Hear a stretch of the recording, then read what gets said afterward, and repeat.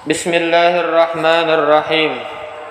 أحمد من اصطفى من عباده من شاء بالولاية وخصصه بحمد أسراره وجذبه منه إليه بسابق العناية، وأشكره أن من علينا بالإيمان بما جاءت به الأنبياء والأولياء من أسراره ربانية، ووافقنا لمتابعة سنتهم البهية السنية.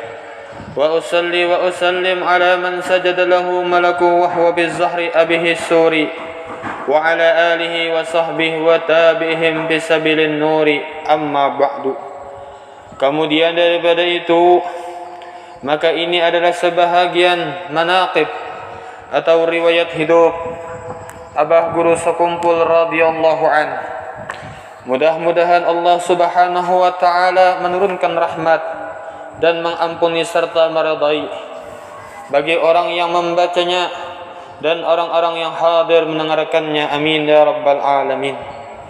Guru Sekumpul radhiyallahu an, beliau adalah seorang yang sangat alim lagi mengamalkan ilmunya, seorang arif billah, seorang saleh yang tenggelam dalam mencintai Allah dan Rasulnya, seorang ulama besar yang menghimpun antara ilmu syariah, tariqah dan hakikat, seorang ulama yang dimasyhurkan Allah di masanya.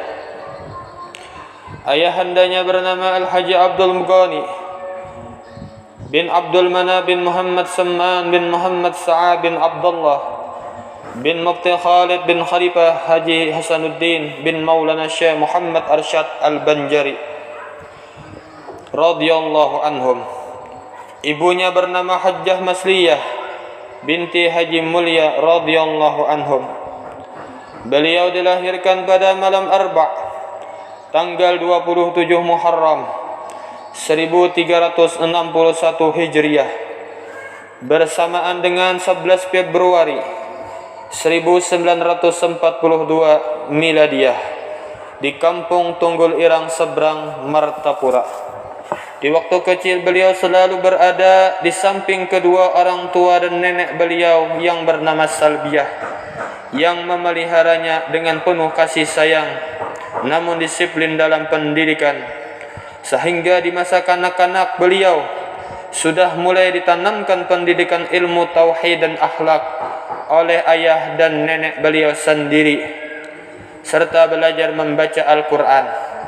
Dengan demikian, guru pertama dalam bidang tauhid dan akhlak adalah ayah dan nenek beliau sendiri. Beliau seorang yang sangat bakti kepada kedua orang tuanya, sehingga sewaktu orang tuanya sakit, 1 jam pun tidak pernah beliau memisahinya dan selalu berada di samping beliau. Beliau merawat dan menjaganya dengan saksama. Beliau belajar mengaji Al-Quran dimulainya sejak berumur 5 tahun.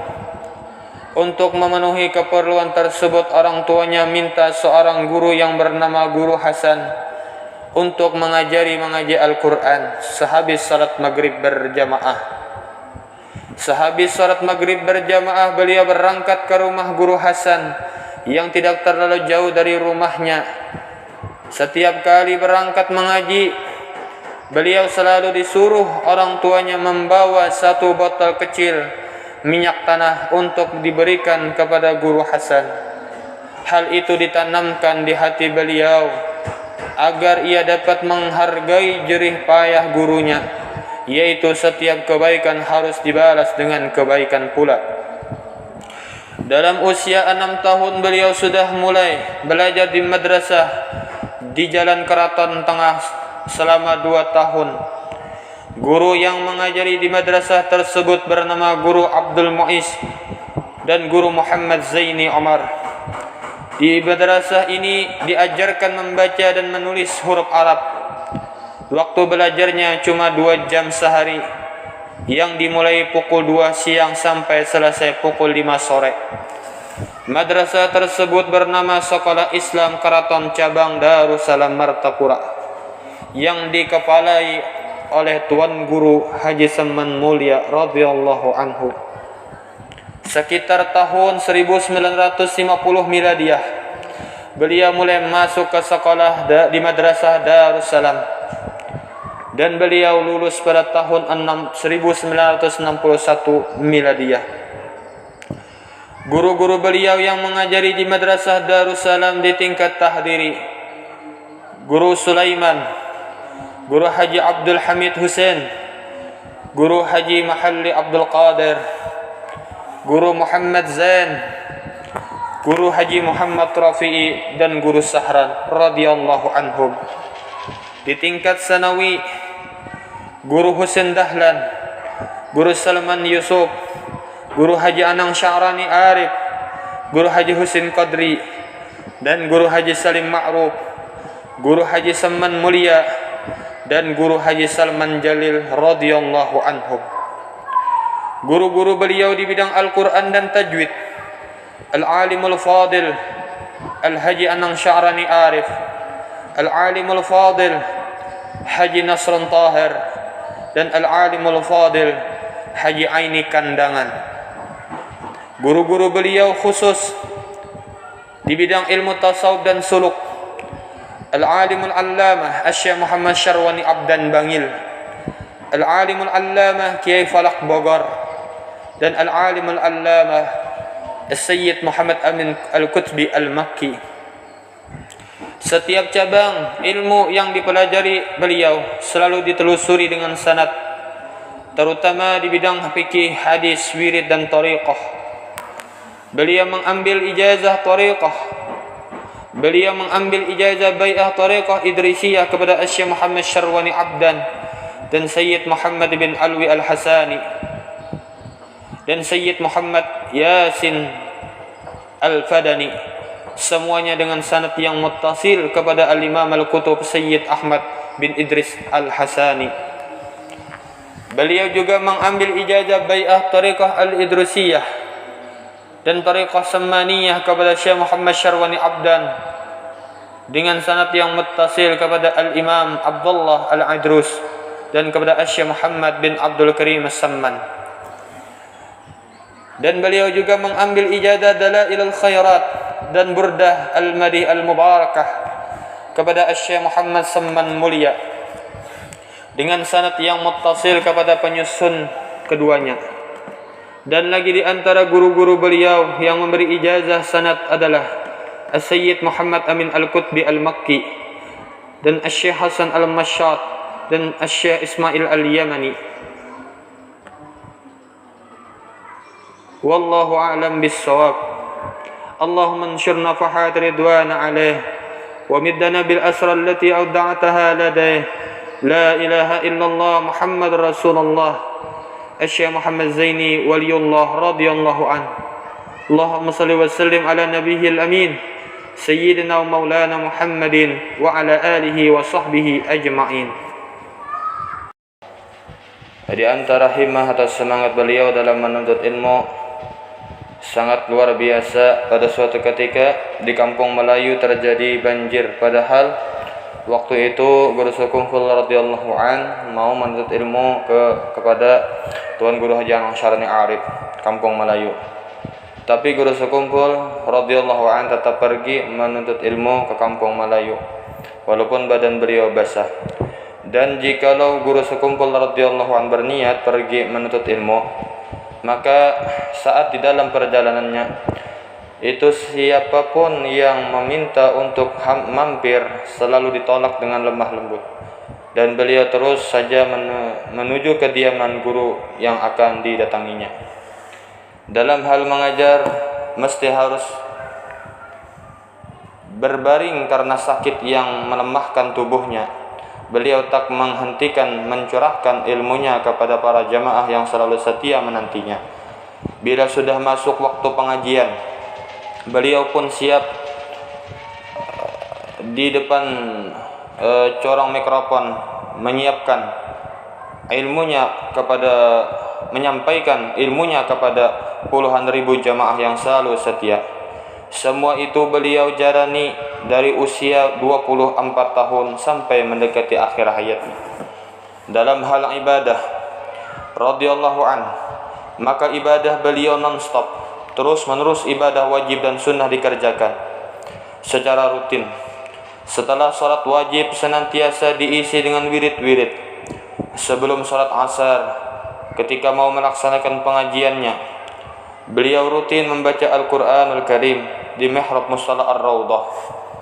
Kebiasaan membaca Al-Quran memang sudah beliau lakukan sejak masih kecil, masa belajar sampai akhir hayatnya. Membaca Al-Quran sudah merupakan rutin yang dikerjakannya. Suaranya jelas terdengar dari dalam kamar. Tajwid dan makhraj hurufnya.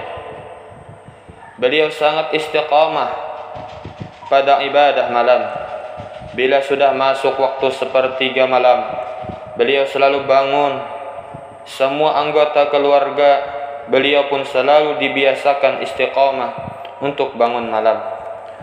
Beliau tidak senang jika salah seorang penghuni rumahnya tidak melaksanakan selain itu. Selain itu, ibadah beliau tidak terbatas pada zahiriyah semata, tapi malah yang utama adalah ibadah batiniyah. Tidak terpaku pada lisan yang berzikir, tapi juga hati yang tafakkur. Tidak terhenti pada muraqabah, tapi mencapai musyahadah. Beliau sangat mengasihi kepada anak-anak yatim dan santri yang hidupnya kekurangan. Beliau sering mengundang mereka ke rumahnya, menghibur, memberikan hadiah dan bimbingan. Kasih sayang beliau tidaklah pandang bulu dan pilih kasih. Ada seorang pemuda yang nampak lusuh, berambut gondrong dan kuku yang terlihat panjang. Bak seorang preman berdiri di depan pintu ingin bertemu beliau.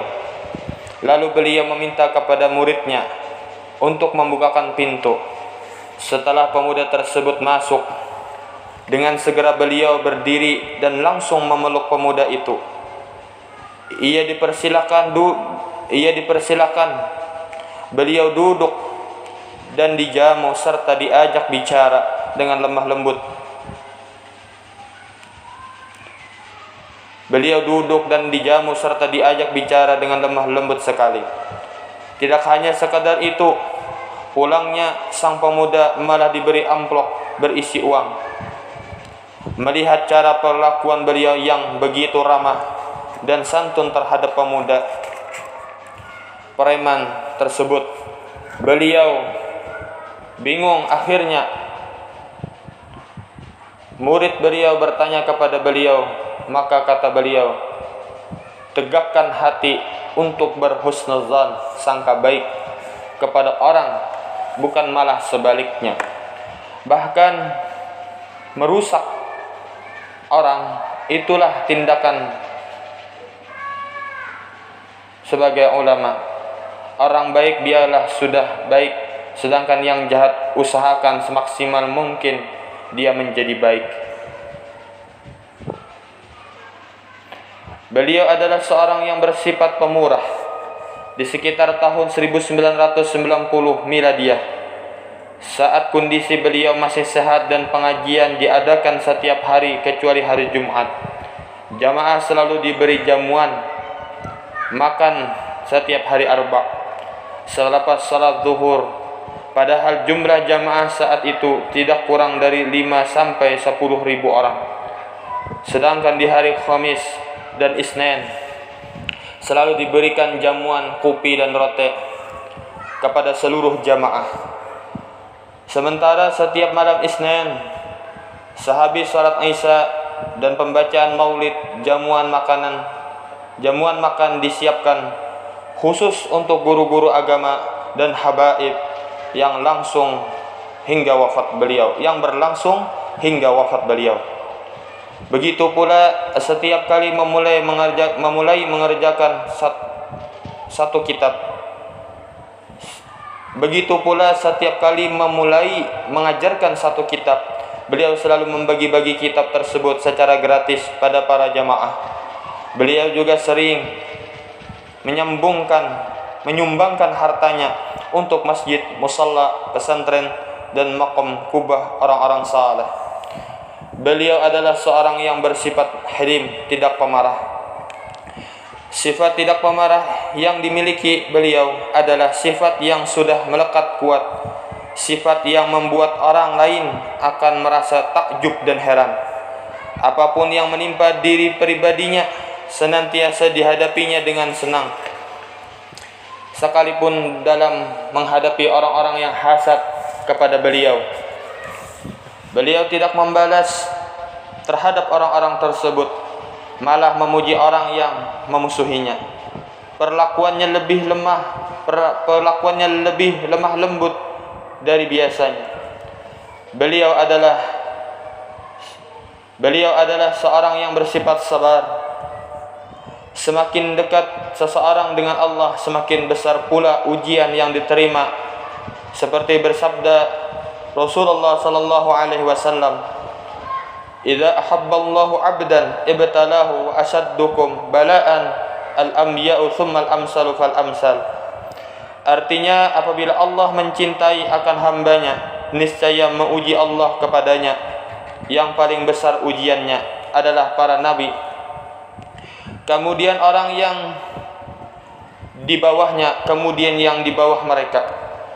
Di masa sekolah beliau pernah dipukuli atau dikeroyok dan dijadikan objek ejekan kawal-kawal sekolah. Di masa mengajar, berbagai fitnah keji kerap menyerangnya dan rumah tangga pribadinya sendiri. Dan rumah tangga pribadinya sendiri sering dijadikan gunjingan oleh orang yang hasad dan dengki. Lebih dari itu, tentu saja kesabaran beliau jelas sekali tergambar kala menjalani hidup dan kehidupan di masa miskinnya. Ketika menderita sakit, beliau tak pernah mengeluh, apalagi sampai mengadu.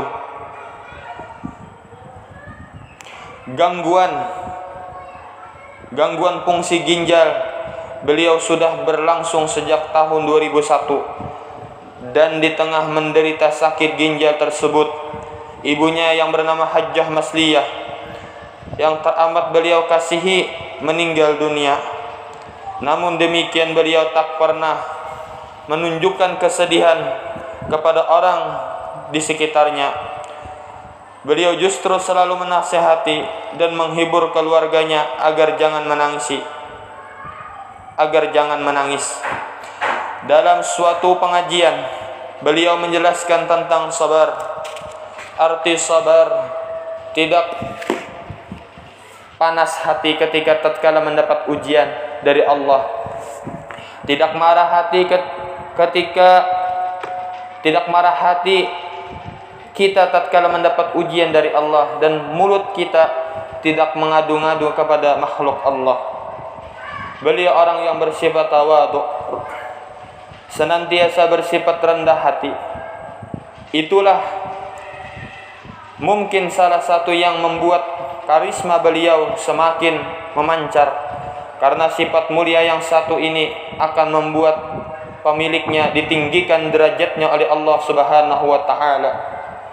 Menurut penuturan salah satu muridnya, pernah beliau berkata kepadaku, "Aku kada keluar kamar untuk pengajian kitab kecuali sebelumnya aku berdoa, ya Allah, dengan berkat orang yang datang ke majelis ini, ampunilah dosa-dosaku dan dosa keluargaku."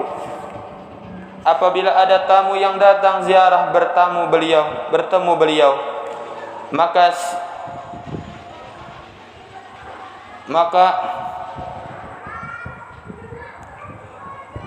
sia-sia air yang diminum oleh maka sisa-sisa air yang diminum oleh para tamu tadi dikumpulkan beliau dalam satu wadah dan selanjutnya diminum beliau. Niat beliau tidak lain adalah untuk mengambil berkah dengan orang yang berbaik sangka kepada beliau, apalagi bila berhadapan dengan dzurriyyah Rasulullah sallallahu alaihi wasallam. Tidak peduli tua atau muda, alim atau tidak, beliau senantiasa bersikap merendah sebagai seorang ulama. Beliau tidaklah merasa dirinya lebih dari orang lain. Dalam setiap tindakan beliau selalu meminta pendapat dari guru-gurunya yang masih hidup untuk menunggu isyarat guru-gurunya yang sudah meninggal. Walhasil, bahwa keutamaan beliau sangat banyak. Perilaku utamanya sangat nampak, bahkan lebih nampak dari matahari di waktu zuhur. Beliau wafat pada subuh hari Arba' di Rajab tahun 1426 dari hijrah Nabi Muhammad sallallahu alaihi wasallam atau 10 Agustus 2005 miladiyah. Jumlah umurnya 65 tahun hijriah atau 63 tahun miladiyah, dan dimakamkan di samping makam Al-Alimul Fadil Al-Arif Billah Syekh Haji Muhammad Samman Mulia di komplek Ar-Raudhah Sekumpul, dan makamnya banyak dikunjungi orang dari berbagai daerah. Semoga Allah Subhanahu wa taala mencurahkan keridhaan kepadanya dan kepada kita atas berkat keridhaannya, dan menolong kita atas pertolongannya yang sangat luas. Amin amin ya rabbal alamin. Allahumma ansurna fuhat ridwani alaihi wa middana bil asrar allati a'da'taha ladaihi. La ilaha illallah Muhammadur Rasulullah Syekh Muhammad Zaini bin Abdul Ghani Waliullah radhiyallahu an. Allahumma salli wa sallim ala nabiyyil amin sayyidina wa maulana Muhammadin wa ala alihi wa sahbihi wa barik wa sallim ajma'in. Wallahu a'lam bissawab. Maka bermula ini adalah sebahagian daripada karamah dan perkataan Syekhina wa murabbir ruhina Abu Muhammad Amin wa Ahmad Hafib Badalaini Asy-Syekhil Haj Muhammad Zaini bin Haji Abdul Ghani Al-Banjari rahimahullahu taala rahmatal abrar. Setengah daripada karamah beliau radhiyallahu an adalah yang diceritakan oleh salah satu istri beliau. Pada suatu malam, guru sekumpul radhiyallahu an ingin memakan ikan baung, sedangkan ikan itu hanya dijual di pasar pada siang hari saja. Yang lebih sulitnya, saat itu bukan musimnya. Tapi tak lama kemudian ada seorang mengetuk pintu rumah. Salah seorang istri beliau pun beranjak membukakan pintu. Ternyata tamu itu memberikan hadiah berupa ikan baung untuk guru Zaini, untuk abah katanya. Dan lagi setengah daripada karamah beliau radhiyallahu an, yaitu yang dirasakan langsung oleh masyarakat Martapura pada suatu musim kemarau panjang sekitar tahun 1982 miladiyah, di mana hujan sudah lama tidak turun, menyebabkan sumur-sumur sudah hampir mengering semua. Segenap warga pun cemas dan sangat berharap hujan segera turun membasahi bumi. Melihat hal yang demikian, banyak orang yang datang kepada beliau mohon minta doa agar hujan segera turun. Kemudian lalu beliau keluar rumah dan menuju ke sebuah pohon pisang yang berada di dekat rumah beliau. Lalu beliau goyang-goyangkan pohon pisang tersebut, dan tidak lama kemudian hujan pun turun dengan derasnya. Dan lagi setengah daripada karamah beliau radhiyallahu an, ketika beliau sedang menghadiri selamatan dan kemudian disuguhi jamuan oleh sahibul bait, tampak pada ketika jamuan yang disuguhkan kepada beliau itu hampir habis termakan oleh beliau. Namun setelah piring yang tempat makan tersebut diterima kembali oleh yang melayani ketika itu, ternyata makanan yang nampak hampir habis tadi masih banyak tersisa dan seakan-akan tidak termakan oleh beliau. Dan lagi setengah daripada karamah beliau radhiyallahu an adalah banyak orang yang menderita sakit seperti batu ginjal, usus membusuk, anak yang tertelan peniti, orang yang sedang hamil dan bayinya jungkir dan meninggal di dalam perut ibunya, yang kesemuanya menurut keterangan dokter harus dioperasi, namun keluarga mereka minta doa dan pertolongan kepada al-alimul al-allamah al-arif billah Syekh Muhammad Zaini Abdul Ghani Al-Banjari rahimahullah, maka dengan air yang beliau berikan kesemuanya dapat tertolong dan sembuh tanpa operasi. Dan lagi beliau radhiyallahu an dikaruniai oleh Allah Subhanahu wa taala karamah berupa kasyaf sehingga di masa sekolahnya kadang beliau tahu terlebih dahulu soal-soal ujian yang diberikan. Dan lagi beliau orang yang bersifat istiqamah dalam menuntut ilmu, mengajar dan beribadah. Syahdan, ini adalah sebahagian daripada perkataan ataupun nasihat beliau radhiyallahu an. Jangan terlalu banyak berkawan, Jarsidin. Cari kawan yang menunjukkan kamu kepada mengingat Tuhan, yang selalu menasihati kamu. Jangan berjalan kepada yang tidak penting. Jangan bercakap-cakap yang tidak berguna. Jangan makan di rumah orang yang kikir. Jangan mengulu-ulu orang yang baik kelakuannya ataupun pakaiannya ataupun suaranya dan lain-lainnya. Rasakan olehmu terhadap orang yang beriman bersaudara. Ingatkan Nabi Muhammad selalu mengetahui perbuatan kita. Ingatkan kita ini dijadikan dari tanah. Hikmah mengucap salam, Jarsidin, dan berjabat tangan artinya kita tidak mengganggu akan orang muslim. Hikmah mengucap salawat untuk menarangi diri kita sendiri.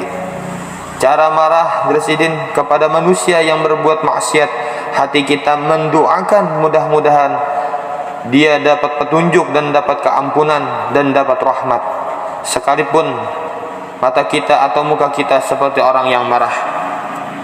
Paling penting akhlak aulia Allah, kasih sayang terhadap seluruh makhluk Allah Ta'ala, baik manusia ataupun binatang.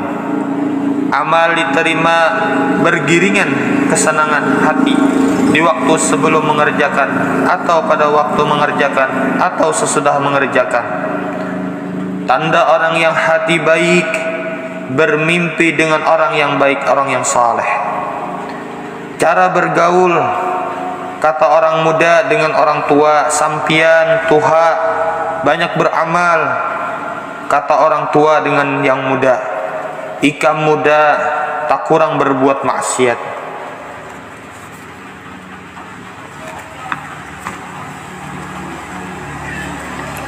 Kata orang kaya dengan orang fakir, ikam fakir tidak banyak hisab. Kata orang fakir dengan orang kaya, ikam kaya kau banyak bersedekah. Rasulullah yara billah wa yasma'u billah. Artinya Rasulullah melihat dan mendengar segala pekerjaan makhluk.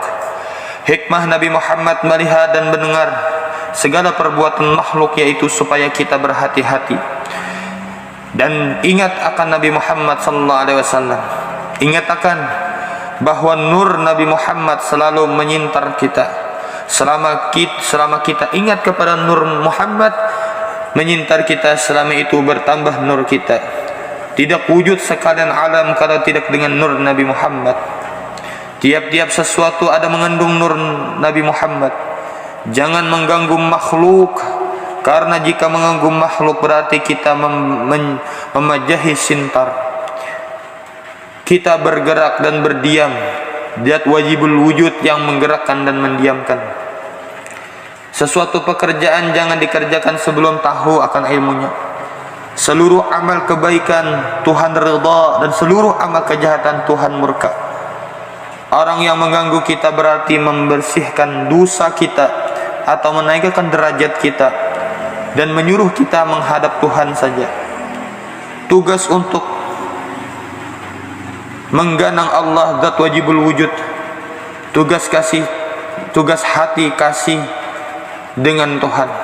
Tugas anggota luar jangan mengganggu orang. Barang siapa hendak jangan terganggu di padang mahsyar dan di dalam kubur serta di hari kiamat. hendaklah jangan mengganggu makhluk. Ingat akan yang di bawah ini untuk menambah-nambah kesenangan di dalam hati. Pertama, kita adalah menjadi pegawai Tuhan. Kedua, kita adalah anak ruh Nabi Muhammad. Ketiga, kita adalah anak jasad Nabi Allah Adam alaihissalam. Keempat, kita adalah anak agama Nabi Allah Ibrahim. Kita adalah adik-adik wali-wali Allah subhanahu wali Allah subhanahu wa ta'ala.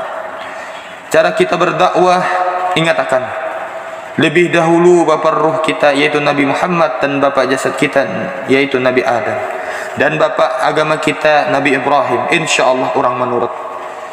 Janganlah engkau itu memandang kepada sedikit pemberian, tetapi pandang kepada yang memberi nikmat. Dan jangan engkau pandang kepada halus dosa, tetapi pandang kepada kebesaran yang mu'azab. Syaitan musuh kita, dan nafsu musuh kita. Tuhan kekasih kita. Kasihi Tuhan saja. Ini cara sebahagian ulama, ini cara sebahagian ulama sufi melawan nafsu dan syaitan.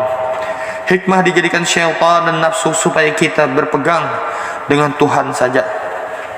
Barang siapa bertawakal dengan Tuhan, syaitan tidak dapat mengganggu. Hikmah Tuhan menjadikan kebagusan dunia supaya kita kasih akan Tuhan.